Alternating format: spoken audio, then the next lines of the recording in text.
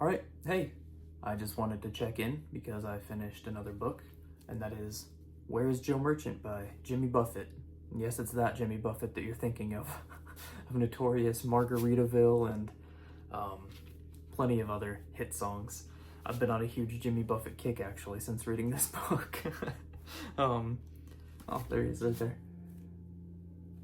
Let's see here. In 1992, he decided to write his first book. I think he wrote a couple more after.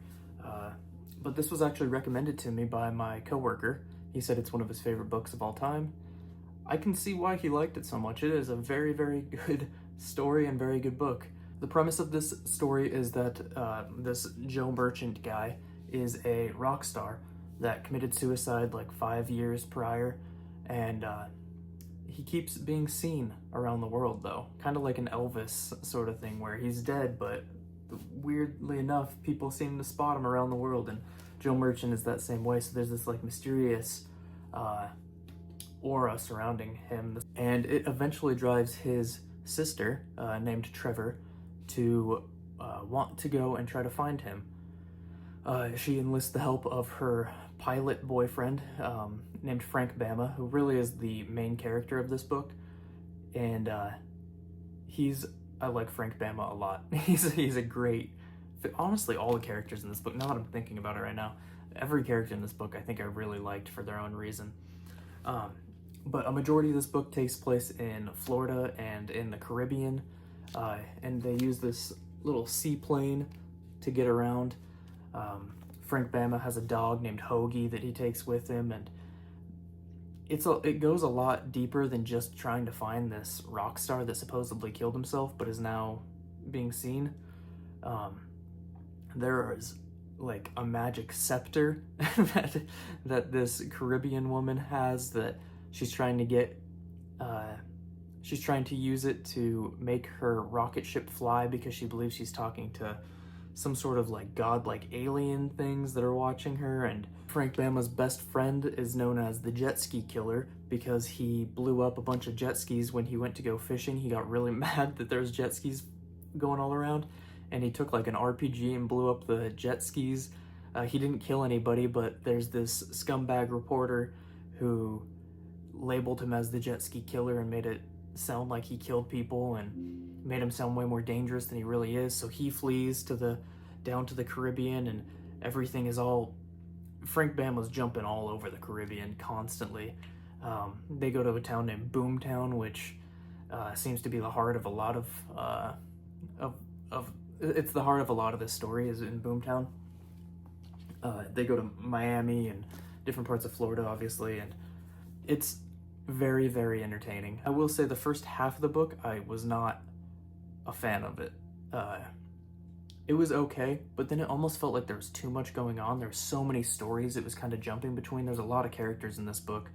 I'm only touching the surface of what the stories are in this, because there's another thing. There's a mercenary named Charlie who is assigned to go and try to get the scepter back for this colonel guy, and this colonel guy, Colonel Cairo, is on the run from Africa because of the shit he did there, and so now he's kind of like this mercenary pirate guy in the Caribbean, and they're trying to find the scepter because he believes he can use the scepter to reattach an arm to his body because he only has one arm.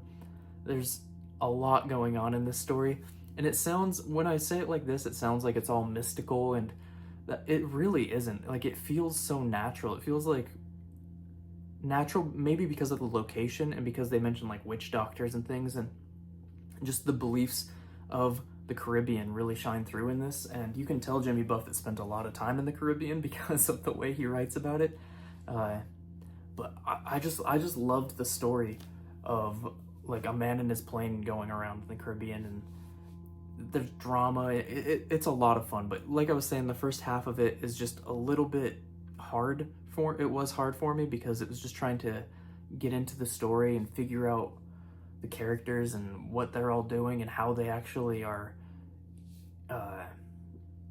how they're important to each other, because it doesn't really make a whole lot of sense for a bit how it's all gonna line up. but about halfway through it all kind of clicks, and then I was just hooked. It took me like 10 days to read the first half of this book, and then I read the second half yesterday because it got me, and I didn't want to put it down. I don't really want to go too much more into the story because I really feel like people should just read this one to find out what it's all about. I do think that this book is very well worth a read. I'm excited to read, I believe it's called A Salty Piece of Land is the next one my coworker recommended. He said it was really good as well, by Jimmy Buffett. I'm going to read that, and I think he has one other book. I think he wrote 3 books in total. I might be wrong about that, but I'm interested. I want to read them now. This was the first book he wrote, and I thought it was really good, so that's kind of my slight thoughts on Where is Joe Merchant by Jimmy Buffett. Fantastic book. Just took a minute to get into. But anyways, I appreciate y'all for hanging around. Thanks.